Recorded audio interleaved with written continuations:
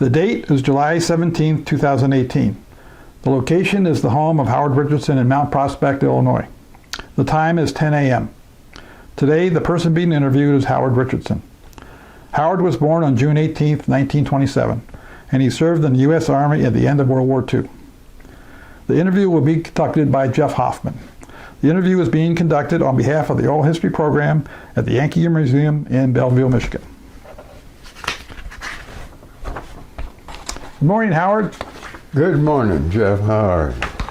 I want to thank you on behalf of the Oral History Program at the Yankee Museum, at Well Run, for permitting me to conduct this interview in your home.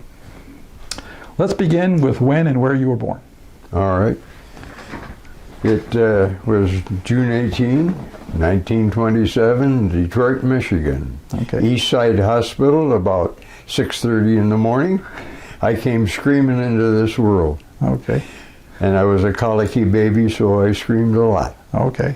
So you were well remembered by the hospital staff. Yeah, oh yes.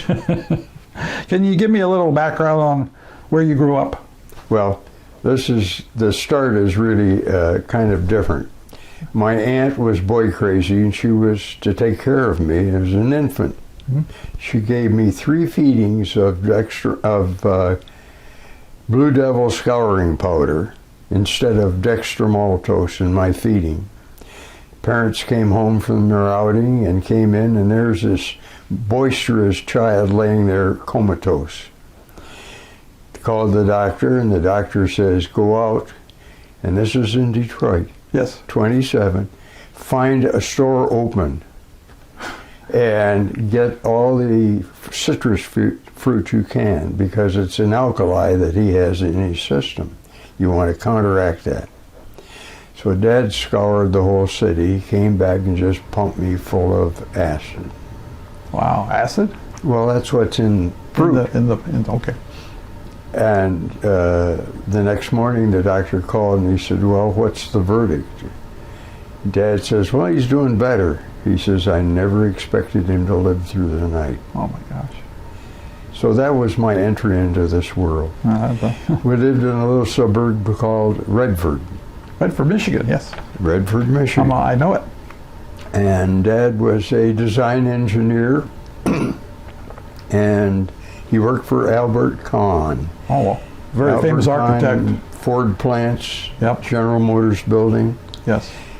The Depression came on in 29. Okay. By 1930, Albert came into Dad's office and said, you better find something else because there's nothing more for us to do. Yeah. We were homeless. We lost the house we were renting. Huh. We lost the lot we were buying next door. Piled everything into our Chevy. And to the grace of my maternal grandfather, Emzai Mako, he awarded us 1/3 of an acre of land in northeastern Ohio in the hills as our home. Mm-hmm. Well, we lived in a tent. We were homeless. Right. Dad went out with a horse and wagon and scoured the neighborhood for old chicken coops, barns, things that were broken down. Yeah. To build us a house for this wintertime, single family house. Boom. Yeah. How many were in your family? Just the 3 of us. Okay. And when they had me, that was it. You've explained why. We don't need any more. Well, we lived on the farm till the 1932, and Dad got a letter in the mail that he had a job with this little chemical company for 6 months up in Michigan. And he said, I wonder if we should go. Mother and I took one look at each other. This guy's been sitting around going nuts for 2 years. He needs this. Go. It was the Dow Chemical Company. He retired from that company. I can see why he stayed. That was my start. Yeah. Now, where are they building the plants? Down in North Carolina on the Cape Fear River. So we're down to North Carolina 6 months, Michigan 6 months, North Carolina 6 months, Michigan 6 months. This went on until 1938.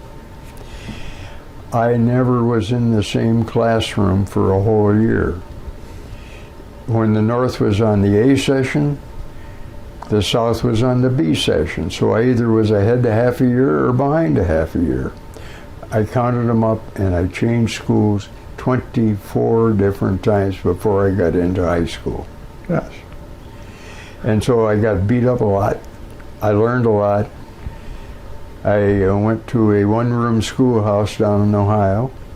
And also my mother, who was caretaker for the family, wherever she went, I had to go along.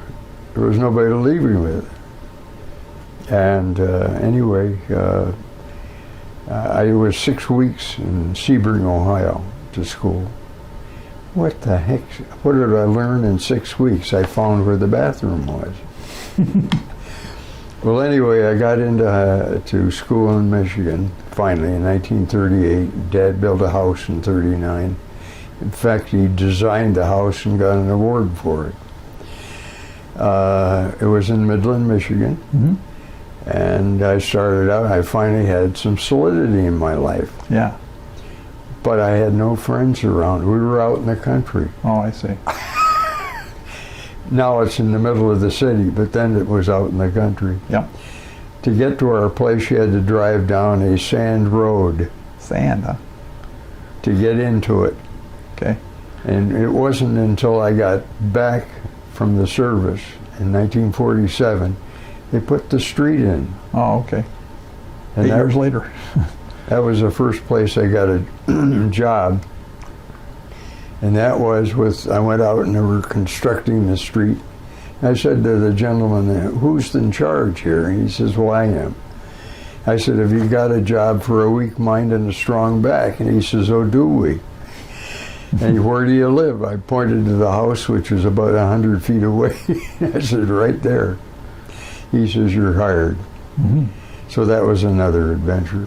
Oh, okay. Well, getting back to the pre-war time. All right. Did you go to school, high school then in Midland? I went to high school in Midland. Okay. But other times I was in Ohio, I was in North Carolina. Wherever I was, I went to school for a while. Did you receive any technical training in your high school? I tried to. I got in some shop material. I wanted mechanical drawing because Dad was a drawer. And some inspiration there, right?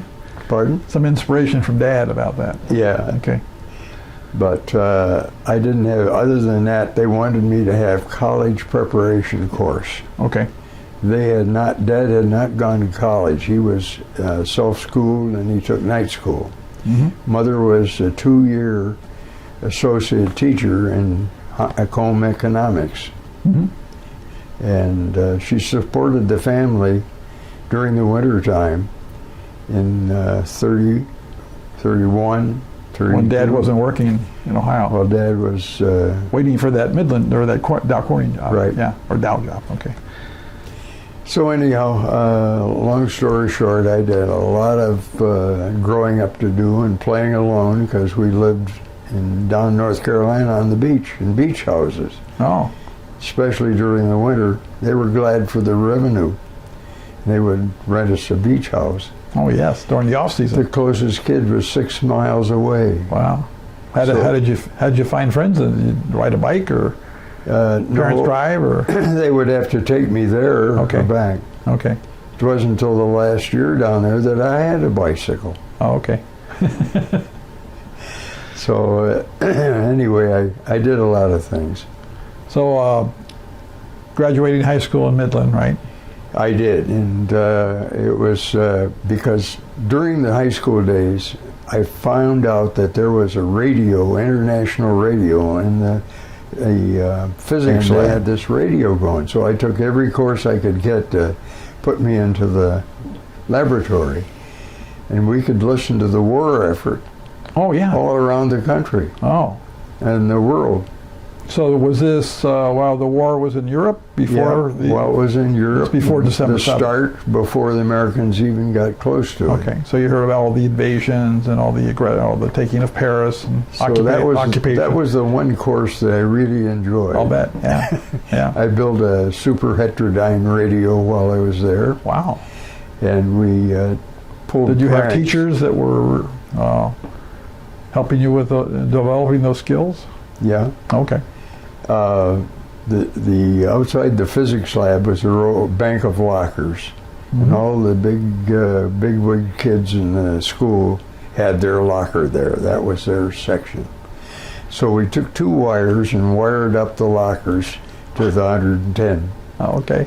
They came in the morning to open their locker, and they got a big fat shock. Oh, okay. And just before they took off, we unhooked it from inside, pulled the wire back, No evidence. and we're working away there, and they never found out Innocently. what happened. Never? They had suspicions. How could you keep a straight face? We were laughing so hard we didn't have to. So a lot of good things. Yep. I sustained during my high school years a fall from a barn, top of a barn.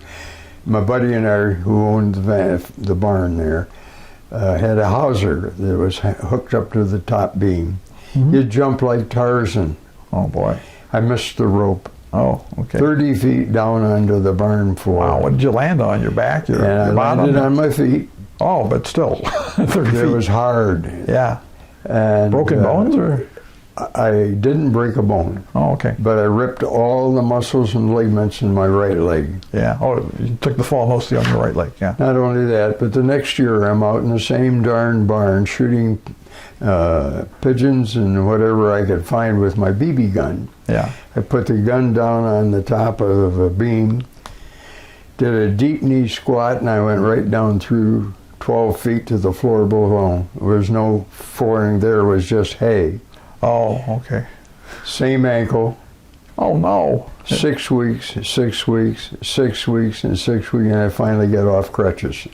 My gosh. Did you miss school then, or? No, I went to school. I learned to Any do cast with crutches? handstands on sticks and everything. Oh, okay.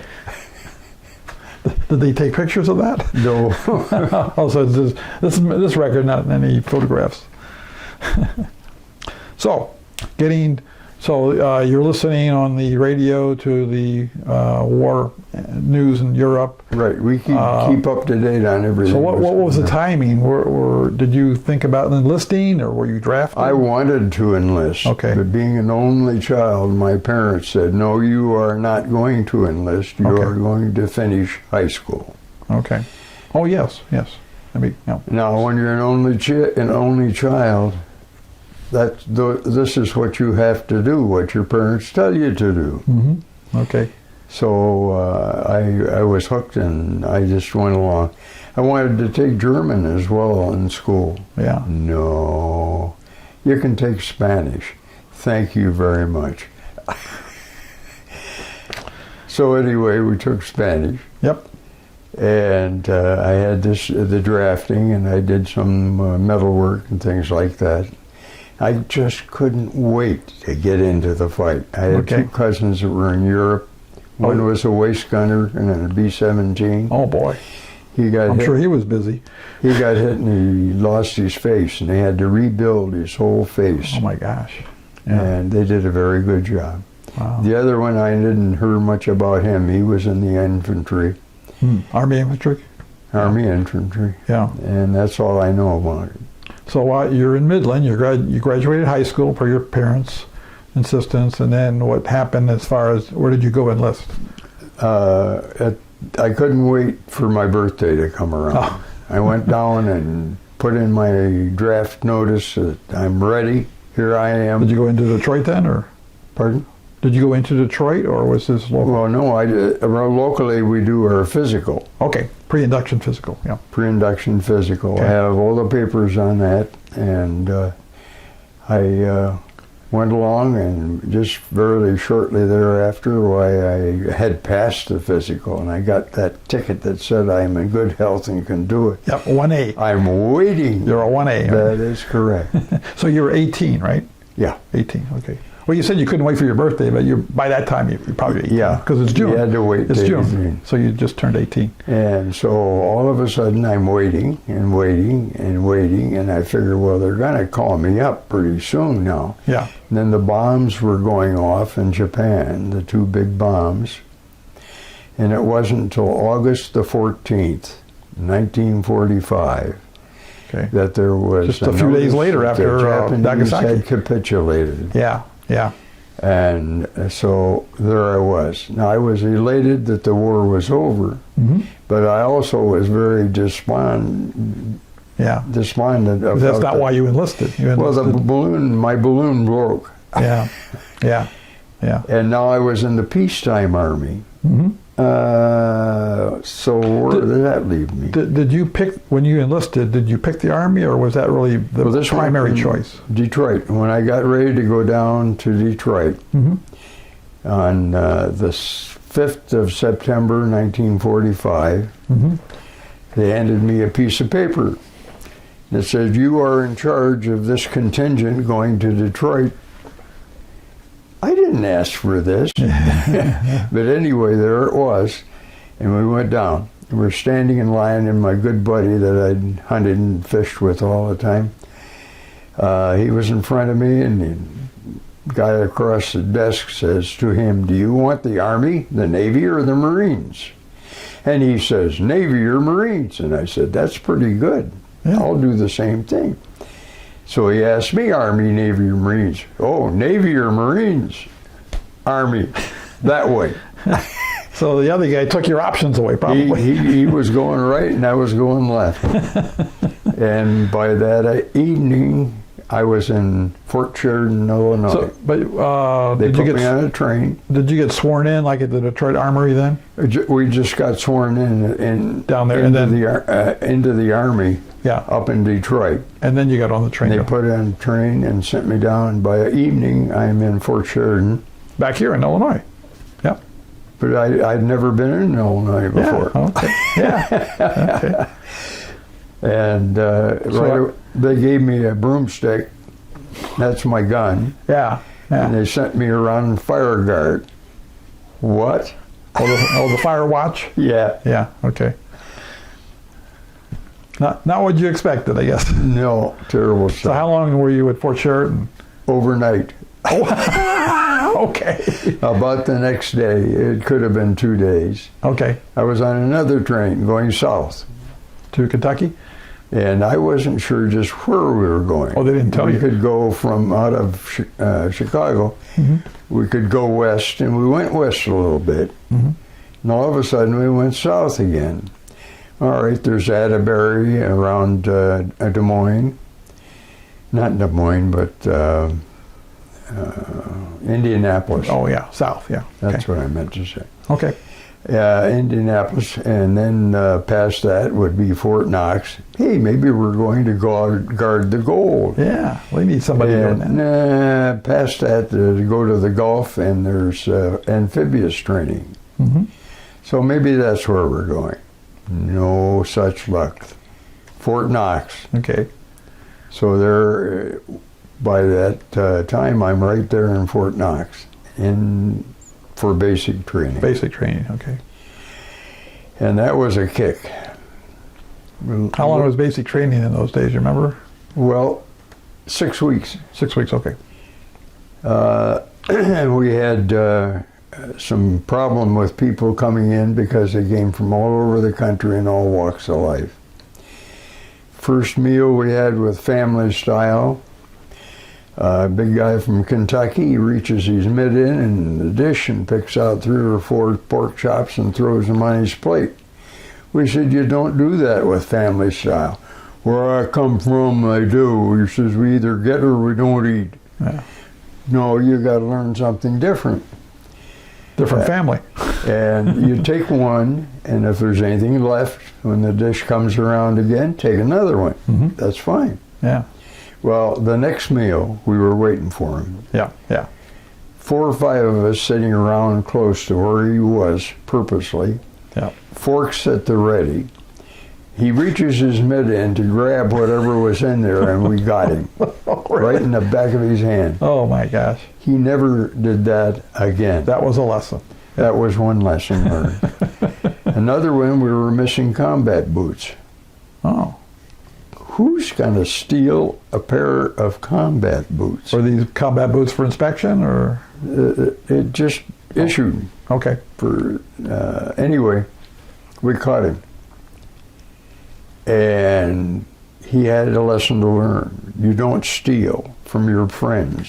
Yeah. You don't steal government stuff. Yeah. You don't steal at all. Yeah. We were living on the second floor. In the barracks? In the barracks. Mm-hmm. He went down the stairs head first 3 times before we called the medics. Lesson learned. Okay. Sounds like you were on the right side of this group. Oh, we get these things handled. Another one was a fellow was in there, was a little bit woozy. I don't know. I can't say it any better than that. Oh. Anyway, we got together. His name was Buddy Handel. And Buddy was always a little bit off key on everything. Mm-hmm. And so we started giving him the Hades, and he went to the company commander. Oh. He says, "These guys are all over me." Yeah. Commander said, "Is that true?" And I said, "Well, yeah, we've been giving him the business." It's part of the training. So anyway, he said, "What you have to do then is you have to GI this place." So we did. We got Okay. Okay. Very shortly thereafter, he was gone. Never saw him again. So they mustered him Washed him out? What, mustered him? Yeah. Yeah. Okay. He Unfit. just wasn't Yeah. military ability. Okay. And our group was kind of funny because we had a little Japanese boy, Nisei, was in the outfit. Yeah. Guy's last name was Wuryu. Who are you? About 4, just tall enough to pass to get in. And in front, they always put the big guy from Iowa, 6'6", built like a lumberjack. And of course his strides, and poor little Wuryu on the end is just running like crazy to keep up. We had to laugh over that one. Wow. We did combat training because the war was just ending. We didn't know what was coming up. Right. Right. So we learned to do judo. Oh, self-defense. We learned to kill people with our hands. Wow. Yeah. And shooting the gun. Okay. Now, What type of weapons did you have? Well, I'm going to get into that. They gave me a Garand that was just beautiful. There was no bluing on it at all. It was silver, been rubbed so many times. Wow. And I thought, well, this is kind of neat. I get out on the range, first target practice, and pull up the gun, and I fire it, but it doesn't eject. It was so worn out, the ejector wouldn't work. Oh. So another soldier had to lay facing me, and every time the gun fired, he'd have to hit the bolt back to get the gun to clear eject. it out of the chamber? Yeah. And then I started, and I was target shooter. I had a .22, and in scouting had. Oh, okay. So you been came doing with target marksman shooting. skills. Yeah. I couldn't hit the broadside of the barn. The rifling was all gone on the inside of the barrel, and the bullet was going wherever it wanted. So the sights didn't really matter because of the. I mean, you could have been dead on. It wouldn't have mattered. Oh, okay. Okay. Then came the .30 caliber carbine. Mm-hmm. I nailed it with that. Then came the .30 caliber machine gun. I nailed it again. Wow, you're a natural. Then came the .50 caliber machine gun. Well, that's big. I had fun with that. Yeah. But then they brought the airplane by with the flag behind, and you're aerial shooting. I'd shot quail, pheasant, rabbits. I know how to lead the thing. Okay. Yeah. I just had to get the right lead for that particular speed height, going distance, by. and yeah. I drilled that thing. So anyway, I never got any badge that said I was a marksman. Why not? because I didn't, with the rifle, the Grand Rifle, I couldn't hit the broadside of a barn. But you use all those other weapons. So that, you know. But you must have gotten qualifications for those weapons, right? Oh, yeah. Okay. So they should have been on your record. And going into the company for our basic training, they asked us what we would like to do after we finished basic. Yeah. And immediately I said, radio operator, either the operator or repair. Okay. Because of your high school experience Because I with had radio? done that in physics lab. Yeah. And along comes the end of the course, and the guys are all getting where they're going to go. And I'm standing there, and nothing's coming my way. Finally, they say, Richardson, Cook and Baker School. Man, something's wrong here. Yeah. Okay, I know enough about the Army. I can play their game. With Mother being a home economics teacher, I was cooking from the time I was 4 years old. I knew how to do it. I would cut meat just a little wrong, put a little bit too much baking soda in the baking kind, and I do everything just a little wrong. And I always was getting, Richardson, can't you do anything right? You're really trying. I'm really trying. Boy, was I trying. It went on for 6 weeks. Oh, no. And finally, I just got fed up. And I had another guy that was fed up too, and so we packed our bags with everything we owned, and I walked down to the personnel department in Fort Knox. Walked in and I said, I want to talk to the officer in charge. Big Master Sergeant came out with stripes all the way down his sleeve. Yeah. And he says, I am in charge. Yeah. And I said, okay. I said, first off, I want you to know right at the start that I am not a conscientious objector. I want to carry a gun for my country. I want to fight for my country. But I do not want to be a cook and baker. In fact, I refuse to be a cook and baker. I will go to the infantry if it means that. But something's got to happen. Well, he says, let me get your card. So he got the card out and he says, well, it looks here like you did. I said, they needed to fill in somewhere a quota. And so we were picked, this gentleman here and myself were picked for that quota. It didn't going to happen. Well, you better go back to your outfit before you get in trouble. Sergeant, when I leave here, I'm going 2 blocks up the way and put myself on house arrest at the compound. And there will be a court-martial. And you will be a part of that court-martial. Is that really what you want? And he says, you mean this? And I said, absolutely. I have nothing to lose. Yeah. He says, well, let me see what we can find out here. He says, what was that school you wanted? Oh, what a change. And I said, radio school. Either fixing them or radio operator. Yeah. He said, there's an operator school in 2 weeks. He said, I can give you a pass for inside of the compound here, but you can't leave the fort. I don't want to leave the fort. I want to fight for my country. I want to go to school. Help me. He says, here's your pass. Just get lost and don't get into trouble. I said, I'm very resourceful. We won't have any problem. So we went out and found the guy with me. He says, what are we going to do? I said, we're going to look for a barracks that isn't being used. And we're going to go in there. And it was winter time. Oh. So we had water.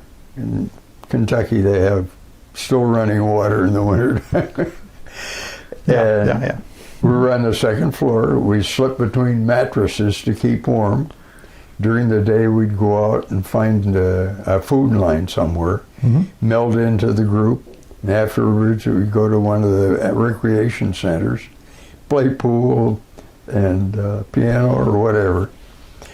And the last day of our pass, before school started, in the morning, we're in bed, and we're hearing rummage downstairs. Uh-oh. We can't jump out the window. We're stuck. So I said, okay, the only thing we can do is get dressed and get ready. They came up, and they came in, and what are you guys doing here? We said, look, first of all, there's nothing funny going on. Here are our passes. And we're waiting to get into radio school. And we had to stay somewhere. We were detached. Yeah. Unassigned. So anyway, we got into school. Okay. Where was the school at Fort Knox, or that was elsewhere? I didn't hear that. Was the school at Fort Knox, or was that? Yeah, it was in Fort Knox. Okay.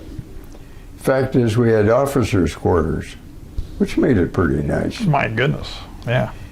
And we were on KP one day, and we're putting the bowls from soup back up into the little niches they had in the wall. And I turned around, and all of a sudden, kabang, the whole roll of balls coming out down on the floor. Oh, boy. The mess sergeant comes to me, and he says, "What's your name, soldier?" And I said, "Sergeant, if you'll tell me why you want to know what my name is, I'd be glad to do that." "What's your name?" I said, "If you will be kind enough to tell me why you want to know, I will tell you." They're going into the lieutenant. So we went in, stood in front of the lieutenant. He says, "What is this?" And I told him, I said, very politely, I asked the sergeant to tell me why he wanted to know what my name was, because there's not written on a shirt at all. Oh, okay. And if he would be kind to tell me why he wanted to know my name, I would tell him. And the lieutenant looked at the sergeant, "Is that true?" He says, "Yeah." He says, "Well, tell him." So he did. He said, "I think you dropped the bowl." I said, "No, I didn't drop them, but my name is Howard Richardson, R46058-953. Anything more you want to know, I'll be glad to tell you." And the lieutenant's sitting there just laughing his full head off. Anyway, the sequel of this, the lieutenant says, "Well, you're going to go do something to atone for this. So you really should have told him." But he said, "You do KP for him all the day." Okay. I have no place to go. Why not? Yeah, you're available. And I can clean that place better than he's seen it cleaned in a long time. And I got all these pots and pans so you could see yourself in the bottom of them. The stove was clean. Probably The should have gotten floors an were award. clean. The pots and pans were clean. I even did the grease put. Got that clean. And I found out while I'm working away, he's on the phone. "Yes, Mildred, I think I can get out of here about 6 o'clock. Oh, to the wife? I kept him there till after 9. What next can I do? What can I do for you? He was not prepared for you. Never bothered me again. That one day was worth it. So those were the two highlights of my training. Okay. So radio school then followed? Pardon? Radio school then followed? Yeah, well, I went through school, and it was kind of interesting because I had a weekend off. Okay. And I came home, and folks Home said, to Midland? to Midland. Okay, okay. And the folks said, "Let's go. It's at the high school. Let's go and see the play there." So I sat down and I picked up the bill to see who was on it, and instinctively I'm going out loud. Morse code. People are looking at me, and I think, "What in the world?" Well, that's okay, folks. I'm learning. But I did pass the course with So how flying many colors. words per minute did you do? Yeah. How many words per minute could you do? Oh, 1313, Oh, that's good. Okay. which is low speed. Okay. I never mastered the fast speed at all. Oh, like 20. Nor did I want to. But during the course, we got to drive vehicles. Oh, okay. So we had 6x, Jeeps, half tracks, Mhm. And we're going out with a half track, and it had a white engine in it. That's making the engine. And White motors. Right. very low horsepower. Oh, yeah. So they had us going up the hill knowing that we wouldn't make the hill the first time changing gears. Yeah. Now, I'd driven enough cars to know, and trucks. Yeah. I could double clutch and get that thing in the gear and go. Uh-huh. Wouldn't make it. So I said, now how do you get out of this? He said, just let go of it and it'll roll down the hill. Yeah. Okay. So, all right. I let it roll down. Yeah. went back further and got a running start. Okay, get more speed up before you hit the hill. And I hit second gear before I hit the bottom of the hill with the engine going full blast, and I made it to the top. Okay. Then we got to the 6-bys, and it had been raining. And in Kentucky, they have clay. Yeah. And that clay is pretty slick. We're going up the hill, and I just lost traction. With all 6 wheels, it wouldn't pull. Yeah. Slid back down, and I had my foot on the brake. And the guy that's a driving instructor says, "Put your foot on the brake." I said, "I've had it on the brake." Bang, into a tree we go, and we bend the running board. Let me try it. Well, he had to make 2 tries to make it himself. And he was an expert. Yeah. Yep. But he did. And anyway, I passed all the driving tests. I could drive anything in a service except a semi with a trailer on it. Mm-hmm. I could drive the semi cab truck, but not the trailer. No motorcycle. No. So what happened after you completed the radio operator training? Did you go to Fort Lawton after that? Or? During this time, Yeah. there was a poster on the board that said, "Why don't you join the regular Army?" Now, we were AUS, drafted Army. Yeah. I said to the fellow who was signing people up, I said, "What is this?" He says, "You'll give a 13-month enlistment." I said, 13 months? That's unheard of. He says, "Yeah, we're trying to get people used to the regular Army." I said, "Okay, what goes with it?" He says, "A 47-day furlough between points that you're going to go to and that. And you get $300 mustering out pay and an honorable discharge out of the IUS. Thank you very much. Take me." So I was left the AUS and was a regular Army soldier. Okay. Not only that, in fact, I had my radio operators, I got a private first class. I was just going to ask you, okay, you're a PFC at that point. Okay. At that point. Yeah. Boom. Yeah. So I go home. Oh, And well, I'm you have home 47 for days. quite a bit of the time. Yeah, 47 days. And then I'm to report to Fort Sheridan. Okay. So I come back to Sheridan again. Back to Sheridan in Illinois. Okay. And then we start out again on a train, and we're going west. Yeah. Due west this time, right? I thought, well, where are we going now? And we had quite a few suggestions of where it might be. So your orders weren't written as far as where you were going? Oh, they did, but they didn't tell us. Oh, I see. We hadn't a clue. Okay. Somebody held the orders, and you just went and sat in the train or slept on the train. Okay. And we had a coach. That was all. No beds or anything. Oh, yeah, to sleep in the coach car. We put our feet on the other street. And That's like the a other 3-day side. train trip? How Put the seats facing each other. Oh, yeah. And the guys facing you put their feet next to your sides. Yeah. And you put your feet next to their sides. Yeah. And you slept. Yeah. Oh. I ended up in Fort Lawton, Washington, Seattle. Seattle, okay. Fort Lawton is right in the center of the city. It no longer exists. Oh, it's gone? Oh, it's gone. Oh, okay. Fort Lewis took over. Or Fort Lewis, Washington, okay. Which is on the outskirts. Okay. And I get in there, I think, well, let's see, now we can go to Hawaii. That sounds good. We can go to a few other islands out there that I named, and no, we crossed the international. got on a boat called the Fred C. Ainsworth. Oh yeah, I have a picture of that. Yeah. And the Fred C. Ainsworth was a single stack, single screw converted merchant ship. And we had tier bunks. Yeah, so it was About 4 or 5 tier take bunks. troops. And I got the lower one right down on the deck, so people were walking by all the time. Oh boy. And on the way over, I got a little seasick. And I can remember hitting the rail, taking my glasses off and handing them to a guy sitting beside me. And I hit the rail and my hat went over. Oh no. Along with my lunch and everything else. And so I learned real quickly what being seasick is.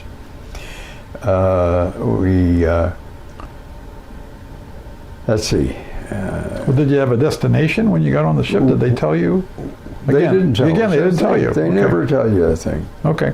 Okay. Ours is to sit here and do or die and Yeah. never ask the reason why. Okay. So I looked out the porthole or whatever I could see, and there in the fantail of the boats, Yokohama. Oh. I think I know where I are. So, did you really? Yes. I mean, you've heard of Yokohama and some of the Well, it's cities near Japan. Tokyo. Oh, yeah. Okay. So I knew we actually went into Yokosuka. Yokosuka? Or Yokosuka, as some people call it. Yeah. Oh, Yokosuka. Yeah. That's a naval It's a big naval base. base. Yeah. there. I think it still is too. Yeah. And from there we went into Tokyo, and we were put into a factory. All the windows were blown out, the skylights were gone. And Yeah. it was an old Zero factory Really? that had been bombed during the war. Oh. Okay. So what were you doing there? Waiting for it to go someplace else. Oh. It was inhabited by the 88th Tank Battalion Okay. that had gone through the islands, and they were disbanding it. Hmm. And so I officially was assigned to them. But all of a sudden one day they said, pack it up, Richardson, get downstairs, there's a 6-by coming, get on. Mm-hmm. So I did what they said, got on, and we started out south. Went by Yokohama, Mm-hmm. and then we had another little town we went by, and pretty soon we ended up in a gated community. And that's kind of interesting. Yeah. And as we go through the gates and a little further along, we see a swimming pool. Things are looking up. Was this like a resort? It was a former sanitarium for TB, Oh. Oh. and the government commandeered it. Yeah. And Hey, we can use this. the buildings had no insulation at all, no screens in the window. And they came to this one building and they said, there's your office up there, and top second floor. It was above the entryway to what became the command post. Mm-hmm. 8 foot by 8 foot. Your duties are real nice. You're on 24 and off 24. Did this place have a name though? At the time it didn't. Oh, it did. Okay. Okay. In fact, we had no name at all. We just moved in. And Well, you said the tank unit disbanded, then they said to come with us. So what did they call your unit as you were being transported to the sanatorium? they didn't tell us. Oh, you still didn't have a We designation? didn't have anything to go on. Okay. Well, this was not the 95th yet? No. Oh, okay. Okay. My phone operation was above the entryway, Mm-hmm. and my companion that was on for 24 when I was off for 24, Mm-hmm. he had to eat, he had to go to the bathroom, Sure. he had to do all these things that took him away from the switchboard. And besides, it was an Army field telephone switchboard. Oh boy, pretty cool. I had never seen one before. I was going to except ask in the you, movies. were you using equipment you had been trained on? I guess not. Never. I thought, boy, this is great. So anyway, I said, what you have to do is once a day, open the number. And they showed me what to plug in. Okay. I said, okay, I can handle that. So it was like a switchboard. And then I was to say, like a switchboard? a switchboard, yeah. Yeah, okay. You've seen these girls putting these plugs in the 40s and 50s. I just had a little one. Yeah, okay. And I put the plug in the morning, and I would say, Slugger calling, and the voice on the other end would say, okay, Slugger, phone line is open. Do not need to open the radio net on the radio. 10-4, over and out. Bing. That was it. Okay.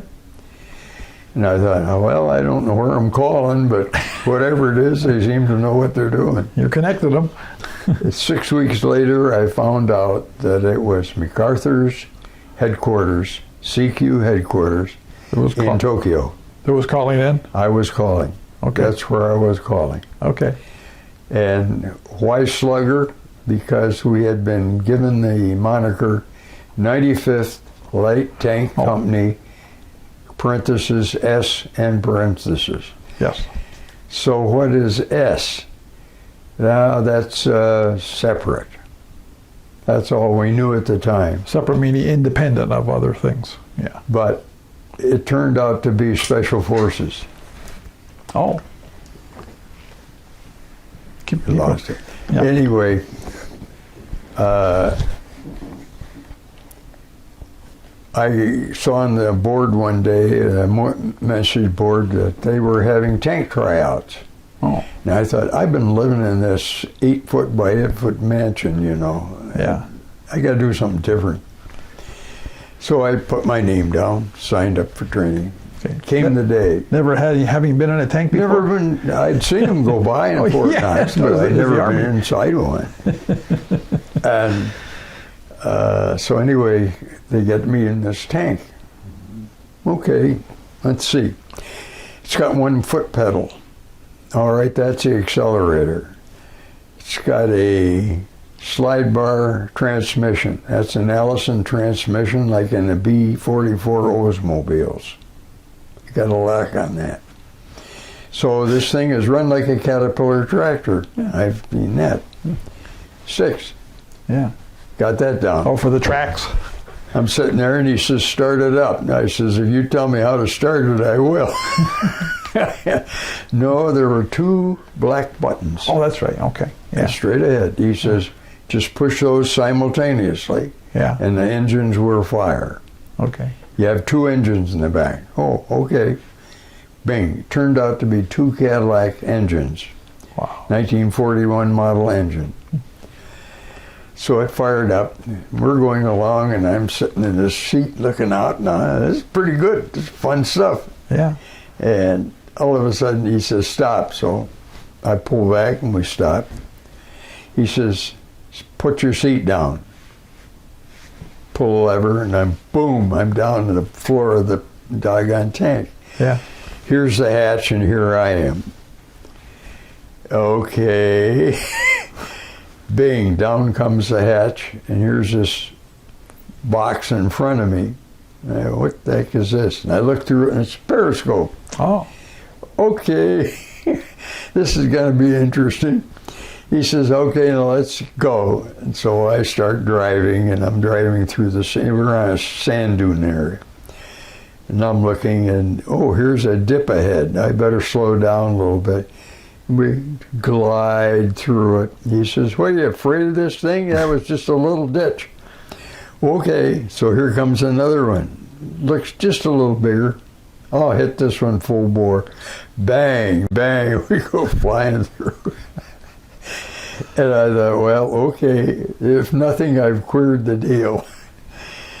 So I get back and we do our thing again for a while. And about 6 weeks later, there's a notice on the board. Here are the tank crews. And I look there, gunner, no gunner. Cannoneer, no cannoneer. A couple of 3 other positions. I'm not there. I thought, well, forget that one. And I looked down the corner, tank commanders, and there my name was. Army, in their infinite wisdom, puts the guy that doesn't have the slightest clue in his mind about how to do it. Sounds like No our Army. training, nothing. You're now the tank commander. Okay. Did you get a promotion in rank? Well, I was told that because I was a PFC, Yeah. next month I would be a corporal. Oh. Next month following I would be a buck sergeant. So within 3 months, here I am, got 4 guys under me. I'm a tank commander. I'm supposed to know all about the tank. Yeah. And they give me the job as drill sergeant for the company. Oh. Okay. At phys ed, so we do all the different things, and had drill training. I knew how to do it, and I got with it and did it. Oh, okay. I also got conscripted to be the company editor of the paper. Oh, yeah. Okay, I've never had any experience at this, but let's see how it goes. One day we're unloading the magazine with our ammunition. It's getting kind of moldy, so we had to get it out. Because you're not using it. You're just loading, unloading. So here's a 6x, and we're like from here to there from it, so we had to get 4 guys. I said, okay, here's what we're going to do. Very carefully, we're going to toss a shell from one to the other, and the last guy is going to load it on the truck. He's going to be up in the truck. Understand that we have super quick fuses on this. 25 pounds will set it off. If you drop it, boom. Yeah. Okay, so be very careful in how you throw it. Don't get excited. Just, it's a job, but we have to do it. And it's easier than walking and carrying these shells all the time. Yeah. It'll go faster. Yeah. And while we're doing this, throwing the shells, up walks the new lieutenant. Oh, boy. He says, what are you doing? I said, Lieutenant, we have a job to do. We're handling it. Leave, please. And if you hear a big bang, then come back and see what's happening. We unloaded the whole magazine. Nothing happened. Okay. Was that like 100 shells, or how many shells were in a magazine? I have no idea how many we unloaded. It took a while, though, right? Whatever was in there came out and went on the truck. Okay. It's somebody else's problem. One day while we were there, we had a Sherman tank. The tanks that we had were light tanks. They were Chaffies. Chaffies. IM-24s.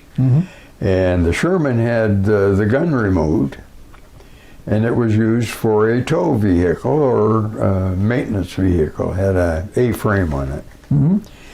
And a fellow showed up with a 6x with not dualies, but just a 6x, and he's delivering something, and he backs in and leaves, lets the load off, and he tries to leave, and he's in sand. He just buried the rear wheels. Yeah, no traction. And the front wheels. Yeah. And he just not going anywhere. I looked at the situation. I said, time for the Sherman. So I called for the Sherman. The tow truck. And came running over and backed up into the back of the trucker. And I said to the driver, I said, now we're going to hook a chain on. Chain, okay. I'm going to have him go ahead until the chain is taut. So does it... And when he's ready, I'm going to give him the go-ahead sign. Sit there and just hold the wheels straight. Do not turn them, because it's not good for you or the truck. And so I got in front of the Sherman, and I winked at the guy, and I says, go. Man, he fired that thing off, and he took off. And this guy is in there with the steering wheel. He's running it around, and it's going right straight, no matter what he did. Yeah, even though you told him. Lesson learned. Yeah. Well, you overpowered him, I'm sure. Wow. So you're captain of your of the 95th. Did he report directly to MacArthur? Exactly. You said he was separate. Your unit was like a separate independent unit reporting directly the Supreme Commander. General MacArthur's office. And one day when I'm in town, I walked around the Daiichi building, and there is the General MacArthur's Cadillac. Oh, yeah. So I With all the stars on it, right? persuaded the guard that was there to let me go up and have a picture taken since I was part of his group. Yeah, one of his men. And so I did. Oh, where's that picture? It's in the book. Okay. We'll make sure we get that into the collection. Right. Okay. Oh, that's great. Wow. And then all of a sudden, we're night driving with the tanks on a test because they want us to do the mock invasion of the Japanese islands. Yes. So we're out at night driving, and I'm standing on the jump seat with just knees over the top of the turret. And the driver, my good friend Shorty, does not tell me he's going over something. Mm-hmm. And all of a sudden the front end of the tank dips way down and I go catapulting right out of the hole. Through the hatch? Of the hatch. And the last thing I remember looking down and seeing the tracks grabbing onto the cement. Wow. It's a pillbox. And I know that now the back end's going to come down. Yeah. So I'm not going to get thrown out. And as I come up towards the top, I'm hanging on by my toes inside of the hatch. Yeah, you still got toe hold. And then the back end comes down, and I'm right up to my armpits. And so I had a few words to say to Shorty after we finally stopped. Yeah. And I said, Shorty, somewhere along the line, I'm going to get even with you for that. I'm not going to do it so it's going to harm your person. But you will know you've been had real good. So there's no damage to the tank? No. No, okay. Not at all. No. Then we made the invasion, and our tank was chosen to go off the LST onto the bank. Oh, okay. So we had plenums put on the back over the engine compartment. Mm-hmm. So they would get fresh air and expel the gases. Mm-hmm. And we're on the LST. And we have dum-dum on all of the hatches and everything, so it was waterproof. Mm-hmm. So coming out of the LST, you would go into water before you get back up to the land? It was land? about 6 inches below the top of the stack. So really? we were submerged. That was close. Wow. And I took the handle just over Shorty's back, cranked it, knowing that I'd broken the seal, and he's going to have water going bloop, bloop, bloop, bloop, bloop, bloop, down the back of his neck all the way into shore. Check. You got him. Got out, and he was just madder than a wet hen. But did he know? Said, did he Shorty, know? Yeah. We're even. Yeah, okay. Gotcha. He never said another word. Yeah, he knew it. He had it coming. Yeah. So how big was this operation that you were doing, this mock invasion? Well, this was the... You were on one LST, but how big was the fleet? I couldn't tell you how many boats were in it because I'm down inside the LST going in, so I couldn't see what was happening around. Okay. But when we got off on shore, I could look around, and there were quite a few landing craft. There were foot soldiers that were coming in and going off of small LVTs, or whatever they were called. I don't remember. Yeah. But anyhow, the thrill was to see the front end of this ship open up, and the ramp goes down, and we go zooming off. You remember which LST that was? Have no idea. Oh, is that in your record? No, I don't think it is. Oh, okay, okay. I probably should have taken the number. Yeah. It was a boat. It was going to land me, and it was something different. Okay. Yep. I just was happy that... Did you want to take a break? No, that's fine. Okay. I'm just adjusting myself. Okay. Okay. The big thing is after the Shorty incident, I look around and I think, gee, what the heck is that P-51 doing? And I am up in the tank at that time, and I turn around, and he is right on the deck, coming right down the beach. Yeah. he's about the right angle. He's gonna either slam this tank or take something with him. Yeah. And I dove out into the sand on my nose, and he went roaring over. Yeah. I looked up, and I had a 7-foot whip antenna to start with. You And took now- that out? And now it's 4 foot long. He clipped the antenna? Took 3 feet off the top of the antenna. With the wing or? The propeller. Wow! He chewed it off as he went by. What kind of stunt was that? Well, I didn't know, but I'm Scotch, Irish, English, German, and Welsh, and I got angry. I hopped down in the back, turned that 50 caliber around the direction, figuring he might come back. And if he did, I was going to shorten his propeller by 3 feet. Yeah. Not the smartest thing I ever did, but I was ready for him. Okay, so he didn't come back? He didn't come back. Probably a good thing he didn't. Because you were still kind of, you had your fever up. Yeah. Yeah. Well, I was like Patton with these 2 pistols up there. Oh, yeah. They're not pearl handle pistols, they're ivory handle. Remember that line? So anyway,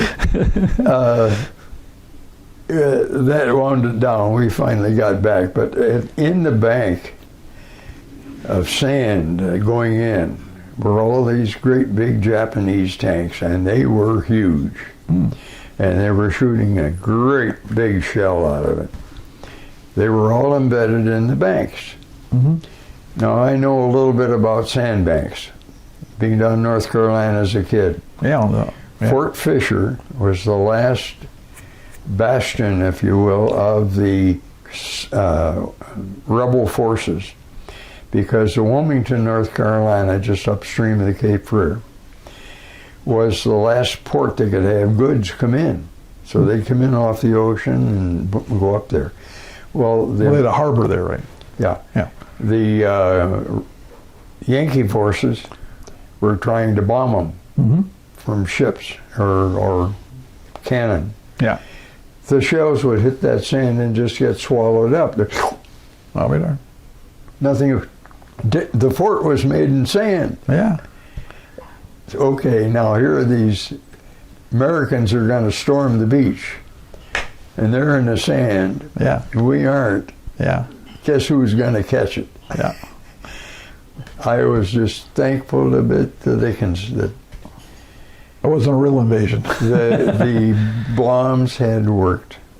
Yep, because this is a mock invasion, but this is really a rehearsal of what could have happened. They wanted to test it out, yeah. Because they figured that so many thousands of soldiers would have been killed, and they probably would. Yeah.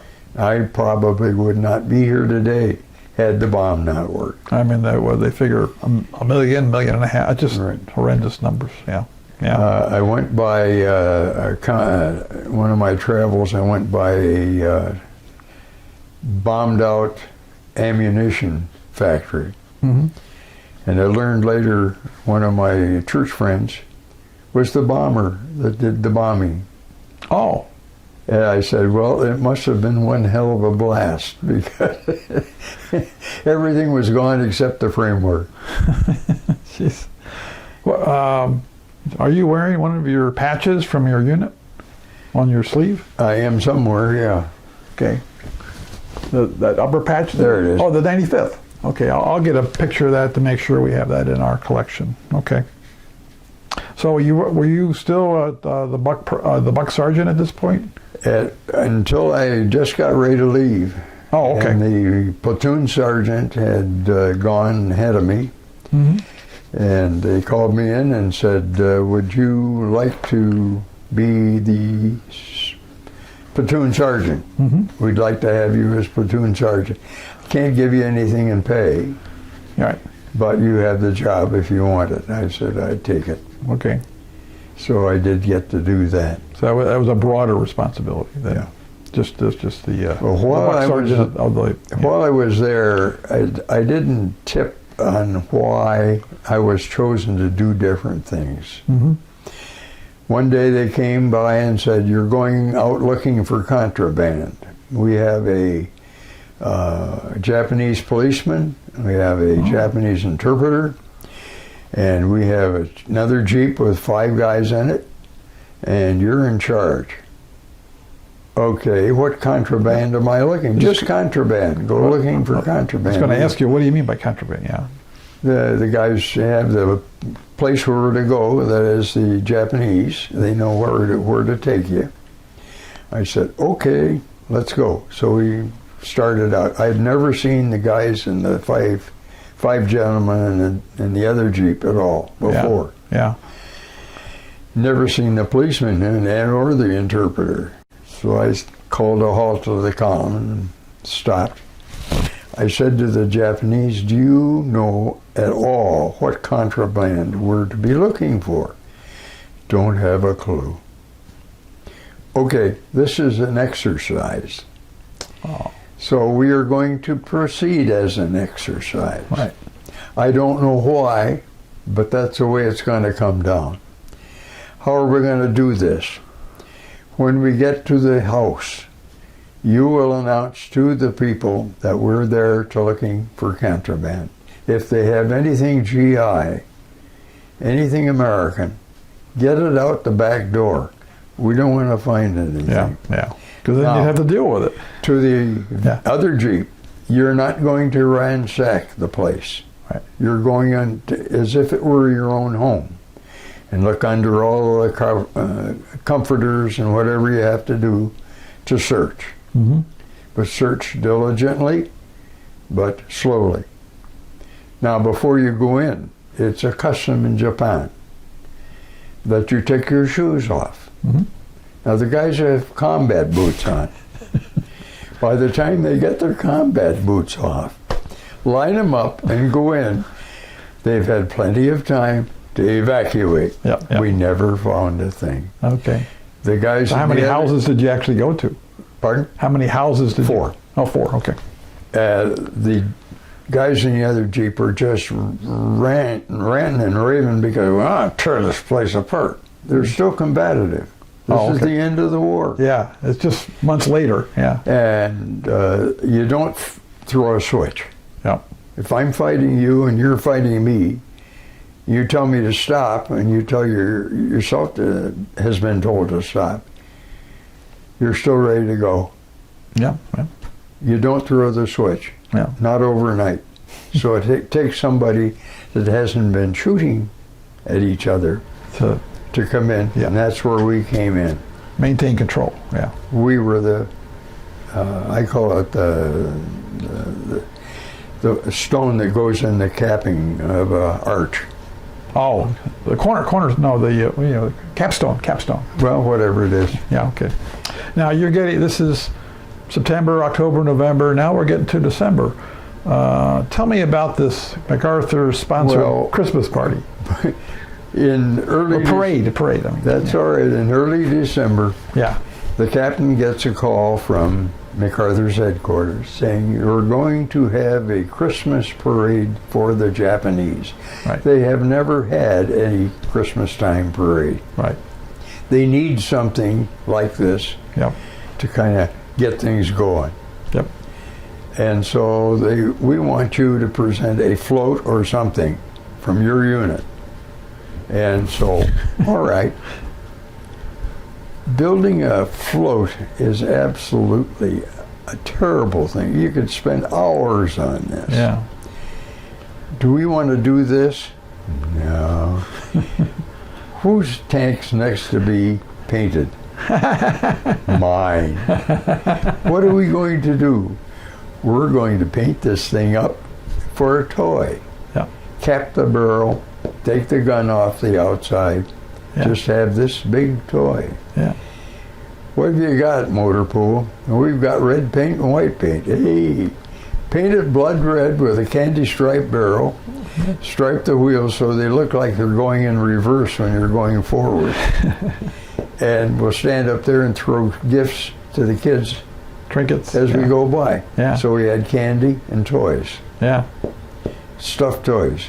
This was in Tokyo? In Tokyo. Went right down the How far was that? main drag in Tokyo. How did you get the 20 tank? miles. It was on the back of a truck. Oh, okay. But I didn't know you were that close to we're Tokyo. in the tank in the back of the truck going there. And the admonition was, do not run the engines while you're on the trailer. Oh, okay. to get warm, we needed to run the engines. And I heard all kinds of complaints. And I said, no, we have been instructed not to, for very good reason. You burn all the fuel going in. There's no place to get fuel. There's no supply of fuel. Yeah. You don't want to go crap out halfway down the road, you know. Yeah. This is not the way to do it. Yeah. Well, we're cold. I said, I am just as cold as you are. And I have to suffer through this. And people have been sleeping in manholes all through the war, sometimes in water. You have nothing but just cold temperatures in a cold steel tank. Yeah. Thank your lucky stars you aren't there. So anyway, we got through, went through, and the people loved it. Yeah. Because we were throwing them these toy candy. Yep. Yep. Hey, that's funny. So where on the way back, during the parade, where was MacArthur positioned? Was he there? he was in a stand like you have for all parades. You know, Okay. there's always a viewing platform. viewing platform. Okay. Okay. And I thought, well, we've either queered the deal, Yeah. or we've made a blessing. The only thing we heard from MacArthur's office was, get that thing painted OD as quickly as possible. Yes. That was all that needed to be said. Yeah. Yeah. We were going to paint it anyway. Yeah. Yeah. It's due to be painted. That's why you picked it. Yeah. Your tank. Yeah. Yeah. So anyhow, that came off okay. Another Wow. time I was on guard duty, and I'm sergeant of the guard. Okay. Well, you're still platoon sergeant at that point, right? Yeah. But you're sergeant of the guard. Yeah. Anyhow, 2 times. The first time was a guy from Tennessee, hillbilly boy. He's there with his grease gun, 45 caliber, 15 shot, Yeah. guarding the main gate. Yeah. Coming through the main gate from the back of the compound is a sand truck doing some excavation work back there. And he's flagging him on through every time, all the way through the day. The last time he's going out, Tennessee decides he wants him to stop. And he stands up there and he says, halt, halt, halt, loud enough that I can hear it inside the office. And all of a sudden we hear this dum dum dum dum dum dum dum dum dum dum dum. What? He's firing into the back of the sand truck. Oh. The guy that's driving it, it's an open cab job. Yeah. He just lays down in the seat because he's got sand behind him, and the bullets are flying over. Wow. And we get it all quieted down, and I got sent to Tennessee over in the corner and set him down. The captain walks up and he said, "What's going on?" And I said, well, Tennessee got a little excited. He wanted to stop him, but he did everything by the numbers. I said, I've read the book, Yep. and he did everything correctly. And the guy driving the truck did not stop. He had every authority in this world to do what he did. Yep. Well, what are we going to do about it? The captain says. I said, Captain, you got 2 avenues. Charge him for the bullets. You can do that. Oh, he has to pay for the bullets. And see that he never comes back and does the main gate guard ever again, as Right. long as he's here. Right. Well, okay. Captain turns around and leaves. So the captain didn't know what to do then. But it was kind of funny in a way, because nobody got hurt, but we sure had a truck with a bunch of bullet holes in the loading gate in the back. Yep. The other time was a little more serious. I'm standing there, and all of a sudden they called me out front, and I go out, and there's a Japanese lady Oh. and a policeman and an interpreter. Okay, this is a little weird. What happened? She's caught back there stealing something like soap. I don't know what the object was, but it's minimal. Yeah. Yeah. I said, so petty. Yeah. what are you going to do? And he says, well, we want to know what you want to do. And I said, okay, first thing, tell her to quit bowing and scraping all there, because she is submitting. And I said, it's not making any brownie points. Just tell her to quit. So she finally quits. She's rather poorly dressed. That's fine. And I say to her, did you really need the soap? Are you using that for some good? And through the interpreter, why, he said, yes, she needed that. I said, okay, let me put it this way. Do not steal from the United States government. Tell her that. If you need something, dress, shoes, underclothes, food, let me know. Me personally, nobody else here, just me. Call for me at the main gate, they will find me. Interpreter talks back and forth. I said, if you do that, I don't want you to go to jail. There's no reason you should be going to jail for a minor thing like you have done. There's a different thing here now. You're no longer under the emperor. Yeah. You're under a democracy. Right. And we want to explain to you how this works. Right. I never heard from her again. So again, it was a test. Oh, yeah. And I don't know why. Never did find out. Yeah.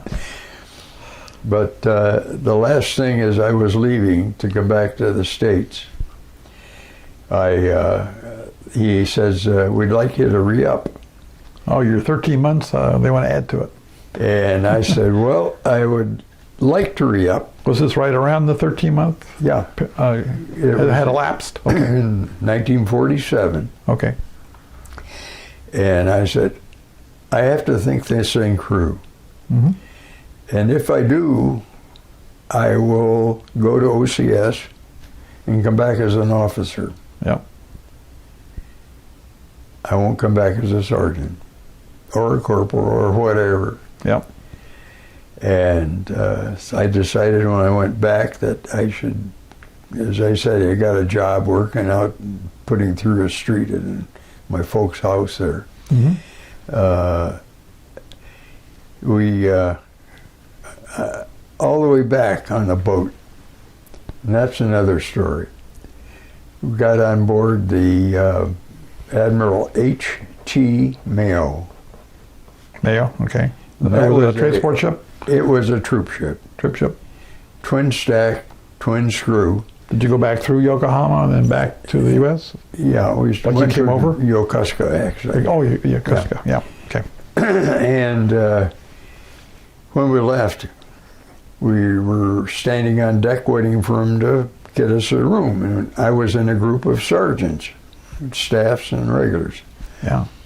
And the guy says, really don't know where to put you guys. Hey, here's a room right here. Go in there and we'll come back for you. Okay. So I walk in and here's an officer's galley, or billet, if you want to call it that, cabin. How many guys are here? 12. We've got 12 beds, nice iron beds with sheets and everything, and there's a washstand in the corner.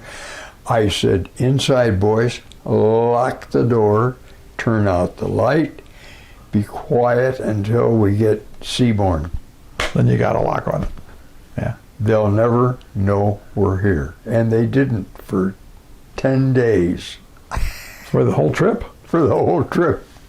My gosh. We played pinochle 24 hours a day. Well, how did you eat? We would go out in twos. Oh, okay. We'd listen at the door. Yeah. We didn't hear everybody walking in the gangway. Yeah. We'd open the door, two guys would go out, they would find a food line, get in the food line, eat, go to the bathroom, whatever they I'll need do all to those things. And they come back and knock, knock, knock, knock. So you had a code? Yeah. Code. Yeah. And the door would open, they'd come in, two more guys would go out. Oh. That We worked. did that for 11 days, or Wow. 10 days. Well, you're in the officers' quarters. Were you right behind the bridge, though? I don't know where they were. They were. Oh, I guess it didn't matter. They were just. It there. worked. I'm not a Navy guy. Oh, okay. Anyhow, the last day, this guy shows up with another guy on a clipboard, and he said, "What are you guys doing in here?" It's where we were put. Yeah, yeah, that's a good story. And he says, "Well, have you done any duty?" "Sure. Every day's a duty." Yeah. "Well, we got to have you doing something." So they put me in the fantail. Oh. Uh, Oh 10 yeah. feet, down 10 all feet. that movement, yes. Up 10 feet, down. All those- I did get a little bit ill. Oh gosh.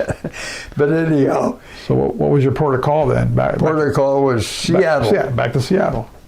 And okay, we've been here before. Yeah. And then from Seattle, why they put us on a train, took us on to Camp Beale. MPO. Okay. And all the way along, I'm thinking, okay, I'm going to go back for OCS. Oh, I think okay. Still thinking I'll that. go back. Okay. Okay. I wanted to see my dear, lovely girlfriend in Bay City, Michigan. Oh, Anyway, that's close to Midland. we're getting on the train down Camp Beale. We're getting ready to go in to get either planes, trains, or bus, whatever we'd selected. Right. And I took the train. And as we're standing there, somebody made a cat call at some recruits that were coming in. And the officer walks up, he's a big major, he says, "You guys all line up." Okay, so we all line up. Attention.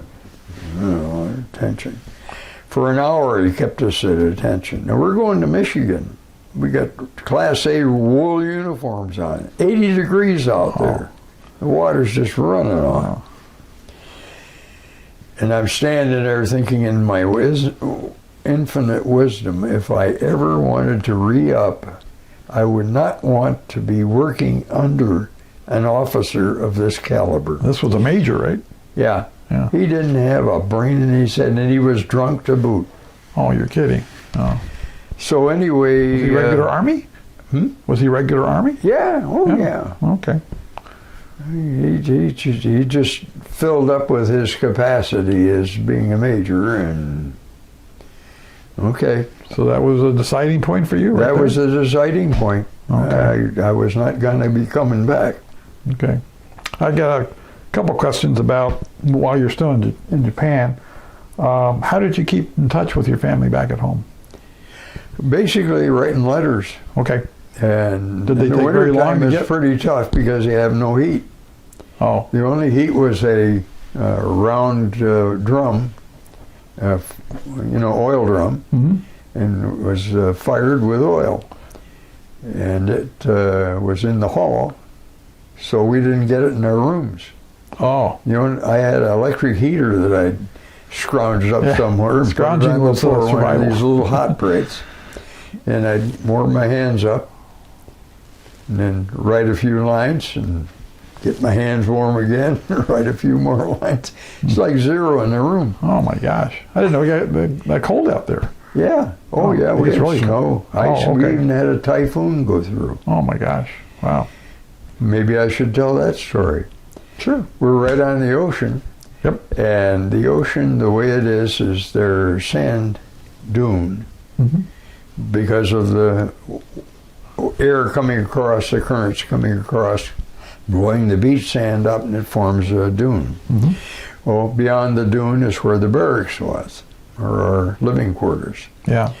And we took our our wall lockers, across, and put them in the other side of the building, the lee side of the building. Because when the wind comes through across from the ocean, hits that sand dune, it starts to curl. I see. And it would curl back around and come in the back side, rather than the forceful side that you would think. Yeah. So we took the windows from one side and put them out, took the windows out of the other side with the wall lockers. The wind was so ferocious, you talk about hearing a freight train. Really. We had our helmets on, and standing side by side, yelling at each other. We couldn't hear it. Was that loud? It is that loud. Wow. And when it was over, we looked, and there was hail all over the place. And I thought, oh boy, we didn't get it too bad, because we were right there. It blew over us. Yeah. And we went down the compound down there, the office, that was all blown out. They had our records were scattered all over. So this was the typhoon then? That It went was. through another part of the No, it was. Wow. We're lucky we didn't get blown out or sucked out. So that you were far enough away from the shorefront that it didn't bring any water into the area? No. Well, we had rain, but it turned into hail. But no surges or, okay. No tsunamis. Right. Now you were in Japan for a while. 8 months. Did you get some leave? Did you actually see any other parts of the country? We did get down to Gamagori. Gamagori. That's south. Okay. Down near Atami. Okay. And Gamagori is a resort. Okay. They sent us on TDY down there. Oh. And being resourceful, another guy and I went up into the cab of the train, Yeah. the electric train, and we just observed how they ran it. Yeah. It was electric? Electric. The train you took down to the resort was electric? Oh, yeah. Oh, okay. With overhead type of? Yep. Like pantographs? Yeah. Yeah. Okay. Oh. And anyway, we got to Gamagori, and another fellow and I, he was from Indiana. And he had a saying voicing, ain't that nice? Everything, ain't that nice? So he and I go out one day, and we decided that we were going to go horseback riding. Mm-hmm. And horseback riding to me is, well, I don't really like horses. And horses don't like me.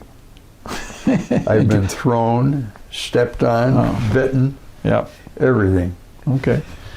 Anyhow, I looked at these horses, and they were thin as could be. Of course, they'd been through the war. Yeah. No food. I mean, the families probably had very It turned out they had been originally racehorses. Oh. Okay, so they were English saddles. You get up on this horse, and I'm going along, and it wants to go to the right, and I want it to go to the left, and I just say, haw, haw. It's going nowhere, and I pull on the reins, and they came unglued, broke. Oh, boy. Then what? The horse found out that I wasn't in control Yeah, anymore. he was in control.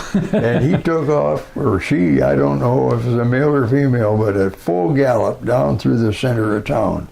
It happened to have And you're still on dirt streets, and I'm still on, Yeah. hanging on for dear life. Yes. Because I have no pommel to hang on to. Yeah. And I thought, how am I going to get this beast to stop? It doesn't know English, and I don't know Japanese. So we have a failure What's to the word for communicate. You could say woe is me as many times as you want, and nothing happens. So I said, I know how to stop this beast, and that's shut off its wind. If it doesn't have wind, it can go. So I put a bear hug on under its throat and pulled up as hard as I could. Yeah. And it finally got stopped. Oh, we learned. Down on its knees, and I crawled front knees? on. Yeah. Oh, went down that way? I mean, I really had it out of gas. Yeah, okay. And I got off. Well, my hat had gone off, and the people were laughing and clapping at this because they thought this was great. Well, you're in the middle of town. You probably had a viewing crowd. Yeah, it was funny. Anyway, I got the beast back up again, and I thought, well, you lost a little air, you're okay. Yeah. And we went back. I tied the reins so that they were good. Got back, and guy says, "You ruined my reins." I said, "They were rotten to begin Yeah, with. they came Come apart. on." Yeah. You know, you wanted to give us a hard time. I said, "No." Yeah. Well, yeah. But anyway. You overpowered a horse, though. Yeah. I was wondering, obviously we know what American culture has done to Japan over the years, but this is only like early 1947. So was there any sign at all of American culture being Well, accepted there or what we did, transforming? what we did is we did unconsciously. Yeah. We're ambassadors, Yes. Yes. and we also were a force because we were police, fighting force, Right. and then the ambassador. Yep. And so we would take a situation that we saw, like two guys are sawing. Okay, that's two people. You need one. Right. Right. So I say, oh, dummy. Wait, show. So I take the saw myself. I'm getting tired as heck, but I'm going through this. So you knew enough words. Oh yeah, Simple conversation. Okay. Okay. just enough to get into trouble and not enough to get out of it. Yeah, only one way. But I did learn Gomendasai, which means I am sorry. Okay. And Deutsch Samashta is don't mention it. Oh. That's a few years ago. You still recall these. Konnichiwa is hello. Konnichiwa, yeah. Arigato. All Yeah. yeah. Anyhow, I'm trying to think of some of the other things that might be of answer. Maybe you have some questions. Yeah, I was just wondering, so you took the ship back and then you took the train. Where were you actually discharged then? Back to From Camp Bio. Oh, Camp Bio was your final spot. That where was you the actually- final one. I didn't get a physical discharge. And they then. gave you your settlement pay and things like that, right? Yeah, Okay. but the discharge finally came in the mail. Okay. And your rank at discharge was, you called it Buck Buck Sergeant. Okay. Then I had joined up with the reserves. Okay. I did do that. Okay. What type of commitment was the reserves at that time? Yeah, pardon? What type of commitment was the reserve? 3 years. 3 years, okay. And I said, there's nothing wrong with that at all. No matter where I do or what I'm going, if they need me, Okay. I'm ready to get back in the fight. So where did you return home? Did you go to Midland? or- Midland. Okay. And I had no place else to go. Well, yeah, yeah. Then while I'm working away and doing different jobs, and let's see here, what am I gonna do? And I'm working in this for the city. I'm painting. I'm digging ditches. I did 13 manholes in the center of a crossing of streets. Yep. You have this big hole, and in the center you put the cement piece down in there with holes in it to hook up to the Other lines. whether it's a storm sewer or sanitary. Mm-hmm. And we were doing it by hand. So I Wow. had this long-handled pointed shovel, Yeah. and I learned to go around 6 foot 6 inches diameter, Yeah. 6 foot 6 inches deep. I did 13 of those buggers. Wow. And then one day they had me on a jackhammer. Okay. Got up the next morning, I couldn't open my fist. Yeah. Kind of. It locked up. Yeah. Yeah. I said, I never want to do that again. Boy. So. I was painting houses, and I'm ambidextrous. Oh. So I dip my brush in the paint on the ladder, and I start with my left hand, and I paint. Transfer Get to over. the center, I put the brush in for the right hand, and I paint the other way. Didn't have to move the ladder. Didn't have to move the ladder. Boy, oh boy. And then I did detailing of cars. Oh, okay. That's a thing. And I thought, well, maybe if I get a truck and run a truck service, Yeah. because there's a lot of things that need to go to Detroit. Dow had a lot of little stuff. Yeah. Logistics. And to have 2 days for it to get there by regular mail. If you Oh. got a delivery truck gets there in 2 hours, Yeah. bingo. But I didn't have one nickel to rub against the next, so I didn't do that. Oh. Folks says, you're going to school, you're going to school. Yeah. And because I had jumped out of the tank onto the ground Yeah. from the turret so many times, my feet let go. Oh. So the arches broke. Oh. Okay. And that's where I ended up being at 10% disability. Oh. Okay. And it's helped me. I went to school on PL 16, And I go to the local high school principal because the folks didn't have a clue. I said, where do I, write to? Didn't have any idea. Yeah. And, go to the principal, and he says, well, go to Michigan State, University of Michigan, and a little college called Albion, down in Albion, Michigan. Yeah. Okay. So I wrote to all these places. Michigan State and Albion said, yes, we'll take you. Now, this is like 2 months before school starts in the fall. Yeah, yeah. So you were admitted to those schools? Oh, I was admitted to both of them. Oh, great. And I said, well, which one should I choose? Yeah. And the principal says, oh, go to Albion. You'll get better start there. Yeah. Probably better ratio of teachers, instructors, professors. Yeah. Turned out after I graduated, finding out that he was an alumni. Oh. He was biased. Yeah. You so-and-so. But anyway, I'm 3 years into my college. Mm-hmm. And I decide that I've tried economics, I've tried to save the world by sociology and psychology, and I have minors in both of those, but my grades are going right down zero. I'm studying and studying. I'm up to 2-3 o'clock in the morning, and it's not working. Yeah. So I go in and algebra professor, and I have a problem, and I said, I need to find out how this works. How does a formula go together? He says, why didn't you ask in class? I said, because I'm older than most of the people here, and I'm embarrassed to bring it up, the fact that I don't know it. Yeah, yeah. Now, you're the professor, you're supposed to help me out. He says, get out of here. I said, you mean you aren't going to help me?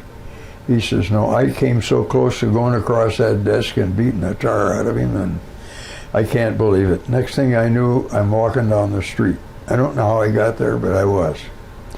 I go over to the gym, since I'd been a trainer over there, and I got up on the table, and I just laid there for a few minutes. Something's got to change. I either go down here and step in front of one of these trains going to Chicago at 50 miles an hour through Albion, or I leave school and go find a job, do something. But I got to have a change of venue. So I quit school, and I went out, and I went to Kalamazoo. In Kalamazoo, I'm there, and I try the phone, and I try other municipal things that are available to do. And I'm in getting gas in my car at the Shell station. And up walks this guy, and Lou Hanna from Albion, what are you doing here in Kalamazoo? He says, it's a better place to do business is Kalamazoo. Okay. He says, what are you doing? I said, I'm looking for a job. He says, would you be my night manager? Never been that, but yes. I'll try. He said, well, you know a little bit about cars and things. And Night manager said, for the service station? Yeah. Okay. So I signed on, and I said, no, now where am I going to find a live around here? Where do you suggest? Lou says, stay at my house. Why? Give you a room, and you're going to be there just a little while. You're out doing other things. So I said, okay, just deduct that from my pay. Yeah. Now, what do I work? He says, you work 2 weeks and take 2 days off. Oh. Okay. That's like 6 days a week. That's the way it goes, that's the way it goes. Yeah. So it was 7 days, and then 2 days off. Wow. And anyhow, pumping gas, and all of a sudden this young lady comes in, and how are you again, and nice pleasantries, and she says, we're looking for a manager for our baseball or softball team. Oh. Would you be our manager? Well, girls are involved, yeah, why not? Girl softball? So I said, I don't know squat about ball, but what do I do? Well, just show up. So do we have a manager? Okay, we'll handle the ball. Okay. So that went on a little bit, and that was pretty good. Oh, okay. Then Lou walks in one day and he says, "Howard, you're a good sales guy." And I knew this because both of us working together had increased the sales of Shell products and vehicles by 1/3 over what it was when I first started. I'll be darned. Yeah.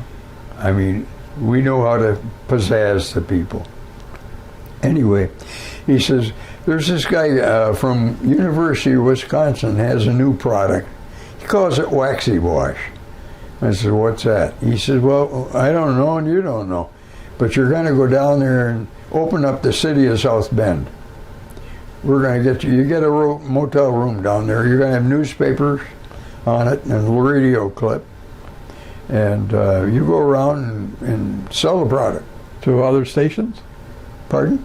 Sell it to other stations? Yeah, Okay. saw this waxy wash. Yeah. So I get into South Bend. Their gas stations are on a price war. The automobile dealers, they're on a strike all across the whole area. Wow. What? And I'm trying to introduce a product in an environment like this. In a war zone. This has got to be a real test. So I go around, and the last day, I'm at Tully's Sinclair Service on the south side of South Bend. And Tully's ready to go home for dinner, but I talked to him. I said, hey, if you have a car that I can work on, I will show you how good this product is. And he said, well, there's company runabout out there. It's an old Plymouth. He says, I'm going to dinner, and when I come back, we'll see how good it is. Okay. So I take off my coat and my tie, and I'm in a white shirt, and I just start in. I clean the car with cleaner. And fortunately, Chrysler Motors, in their paint would chalk, but underneath it was good paint. Oh, okay. In a very short time, I had that thing glowing.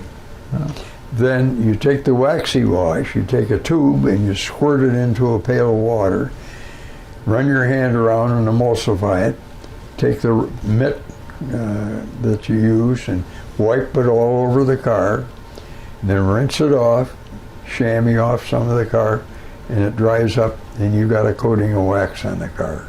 Wow. And what? Okay, so I've done this. And the car's parked outside. Tully comes back from dinner. He says, where's my car? The guy that is running the station says, right out there. You drove right by it. He says, that's not my car. Oh, yeah. So he brings it in under the lights. Tully says, that thing glows. Beautiful. You didn't even recognize this car. And I've only been gone to dinner, and you have the whole car done. Yeah. I says, yeah. He says, how do I know there's wax on it? Reach in my pocket, and I pull out my cigarette lighter, and I light it up, hold it near the window, run my finger up the window. Oh, you can see it. And there's wax on the end of the finger. Yeah. I said, here's the lighter, you do it. And he did. He says, I'll be darned. He says, how much is it? I sold him the whole schmear. Oh, okay. Now, today, if you go to take your car into a premier wash rack where they take care of the car, put on wax, and take the cloth and wipe it off afterward, the wax job that you get is this very material. Oh, okay. This was the first time in the country of the United States that this product was introduced. And I happened to be the guy that did it. And I didn't know it at the time. So it came from Shell? No, this is an individual product. Oh, from Wisconsin. The professor at Wisconsin developed it and trying to market it. Okay. I mean, he had the patent on it. Yeah. And he was going around, and he thought, well, Lou Hanna was a go-getter. Yeah, yeah. We steam cleaned buses. We did a lot of stuff. Wow. Well, why don't we get back to the service a little bit? I just wanted to ask you a question. Did you continue any relationships with some of the people that you served with? No, actually, I didn't. Only to write back and ask because I fell in the grease pit. Was backing tanks in one night, and I forgot it was at the bay that had the grease pit. Walked right off into it, 8 feet deep. Wow! I bounced off one of the ledges there on my hip, and I had a sore hip. Oh, okay. And I thought, well, I better put it on notice that I'm complaining about this, and we'll see what happens. Mm-hmm. Nothing ever happened, but that was the only contact I had with anybody else. Oh. You didn't run into people, or accidentally, or by chance? It was one of those things in your life that you do, and you go out and you go. See, I grew up that way because of my travels back and forth. 6 months back and forth. Yeah. I never had a school friend. Right. The fact is, I came back to Midland 6 months after being there to play with the fellas. Yeah. And I went over and they didn't know me. Yeah. I'd been out on the beach and I was totally black. Now here I am, a dark kid, in an Anglo-Saxon atmosphere. Yeah, there were no other black kids around. Yeah. Who is this kid? They didn't want anything to do with me. Yeah, where'd you come from? So did you join any veterans organizations? American Legion, because my dad did. Oh, he was a member too. Yeah. Okay. Was that a factor that he was, or did you just? Well, I just thought he enjoyed being a member of Berry Hill Post. I forget what the number was anyway. So I joined up. Okay. And when I came down here to Chicago, I got involved in other things, and I have segments in my life. Mm-hmm. Kid, high school, service, post-service, and college. Right. Fact is, I married the wife that you met coming in here. Yeah. And her my sophomore year, her freshman year. At Albion? At Albion. Oh, you didn't mention that though. You went right to your junior year. Yeah. You said 3 years. So you met Elizabeth. Yeah, and that's a funny story in itself. How you met her? Yeah, Barbara Holmes, who was a friend from Midland, was going to be coming down there during my sophomore year and go to school. Nice girl, liked her. Yeah. I had to do something special. So all summer long I talked to the dean of women, the house mother where she was going to be staying, and got it so that she could go with me to the show theater. Yeah. Because young girls could not stay out past 9 o'clock at night. They had to be in the house. Wow. 9 o'clock. That's pretty early. Yeah, well, things were tough in those days. Yeah. So this was the first time ever. And I called up on the phone one night and I say, Barbara, guess what? We're going to go to the show tonight. She says, I won't go. Well, after working all summer on this, I was fit to be tied. I went right through the ceiling. I said, somebody's gonna go. The house mother, a dog, I don't care. Somebody's gonna go. I set it up and it's gonna go through. She says, just a minute. So there's a muffled conversation in the background. This voice comes on and says, my name's Elizabeth. I'm Barbara's roommate. She says, you're a nice guy and I can go. You're kidding. Never went with Barbara again. We've been friends for years. And okay. She's still alive, her husband, who she... Oh, you've kept in touch with her? Oh, yeah. Oh, okay. Yeah. That's nice. But anyway... So how many years have you been married then? 67 years. Oh, that's great. That's great. What did you do for your 50th wedding anniversary? You remember? I don't remember. Oh, come on, you must remember. I mean, that's such a big milestone. We had a little shindig. I don't know what. Went out to eat or something. Okay. then people say, how did you stay married so long? That's a good question. And I say, well, it's a lot of work, Mm-hmm. but it's worth it. Yeah. So if you go with that in mind, Yeah. and you don't stay angry, and you don't fight with each other physically, Yeah. and I was brought up never to hit a woman. Well, I mean, I don't care how angry you get, yeah. never hit a woman. Nope. Never did. Never will.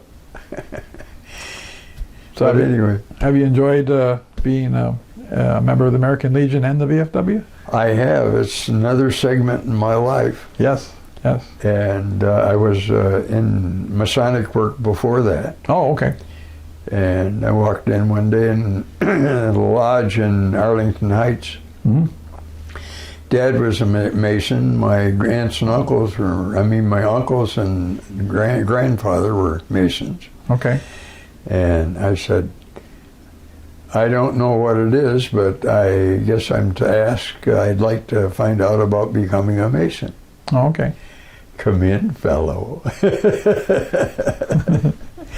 So the next thing I know, I'm in that, except that I didn't attend after getting my third degree. Oh. I quit attending because I was forming a new business. My neighbor, his brother, and myself started the Reliance Safety Equipment Company, Oh, okay. based on servicing all people with their OSHA needs. Mhm. That's when OSHA first came on. Yeah. Good timing then, right? And well, it was an opportunistic timing. Okay. And I, for 16 years, built this business up. Oh, okay. And we started with $300 being the first target. Yeah. Got that one. Yeah. And I said, we're on the way. Well, we're writing over $1 million a year Really? Wow. in business. That's a measure of success. So I felt we did something. It was really an ego trip. Did back to the service? Did you ever visit the World War II Memorial in Washington? We did. We went on a tour first. I thought you mentioned. Oh, you were on a tour? Or a bus tour. It took okay. us right there, and I wanted to see the memorials. Okay. Were you with other service I hadn't members? heard about the honor trip. Oh, the honor flight. Yeah. Oh, okay. And later it came along, and I thought, well, let some of the guys that have been at all. go. Yeah. I got to sign the book Okay. for the inauguration of the World War II Museum. Okay. And I thought, that's kind of neat. The one in New Orleans? No, the one in Washington, D.C., when they put up the memorial. The memorial. Because there is a World War II museum. Yeah. It's in New Orleans. Yeah. But you mean the big memorial on the mall? The big memorial in the mall. Okay. So I think I saw some pictures of that, so we'll add that to the collection Right, too. I have. Okay, Howard. Is there anything else that you'd like to add to the interview we haven't covered? Boy, I don't know. Well, if you All think I of can something, say is we'll do another interview. it was a short time. I accomplished an awful lot. We know that now. It was, well, lately in the VFW, mainly because right now I'm vice commander. And he says, you want to be commander? I said, no, I've been there. I just want to do what I can to help. Oh, well. So it came the other while ago that note came down from Illinois VFW. They wanted us to see what we could do to give back to the community. Sure, yeah. Since they have been giving to us. Okay. Okay, what can we do? How about the fire department or the police department? Because that's where they do a lot of good for a lot of people. Yeah, yeah. Get the most bang for the buck. Yeah, yeah. Well, in the write-up it says no municipality after I got this all started. Yeah, yeah. And I said, well, let's go through with it anyway and see what happens. And the commander said, yeah, well, I'll pull some strings and we'll see if we can get something out of this. I found out there was a tool that the fire department wanted called a bad axe. BADAXX. Yeah. It's made in 9 Mile Falls near Tacoma, Washington. Mm. And I had to really get through a lot of red tape to get to see the guy or talk to him about buying 3 axes to give to the fire department. How expensive were they? The 3 together were just under $1,000. Wow, that's a big So it price, yeah. Cadillac. Anyhow, I got it through. They like to be protected. They wanted to sell direct to the fire departments. Sure, yeah. Not have a middleman. I Right. said, wait a minute. We're not getting any slush fund out of this. Yeah, yeah. We are doing it as a presentation to them. Yeah, direct. Yeah. There's no money changing hands or anything. Yeah. And so No markups. Yeah. I did get to do this, and we made a presentation January 7th or something like that to the Village Hall during their meeting, Okay. and it was pre-programmed with the mayor that we're going to be doing this, so she knew about it. Not only that, we had a photographer, Oh, okay. and we had all the guys there, and we presented the 3 axes in a formal presentation and a photo shoot afterwards. And so that's something we have done. That's great. There's this clip in the paper that 525 American Legion The Post, yeah. Post is involved with the baseball unit. Oh, yeah, the baseballs, yeah. And how much they do with handicapped children. Yeah. They have one ball game where the handicapped kids come in to do this, or Yeah. disadvantage. Anyhow, they're coaching them how to do this, how to grab the ball, how to stop it from coming through, Hmm. how to bat, Yeah. how to pitch. Fundamentals, yeah. It's stuff, but they're the kids are the coaches of the boys that are on the team. Okay. So it's a glorious thing I'll to bet. have happen. I'll bet. Wow. And yes, I have a deep involvement. Okay. Very rewarding then. Yes. Right. Okay. Well, Howard, on behalf of the Yankee Air Museum, I want to thank you for letting me come into your home and conduct this interview. I'll tell you, it's been a distinct privilege and a really rewarding experience to listen to your story. Thank you very much. Thank you very kindly.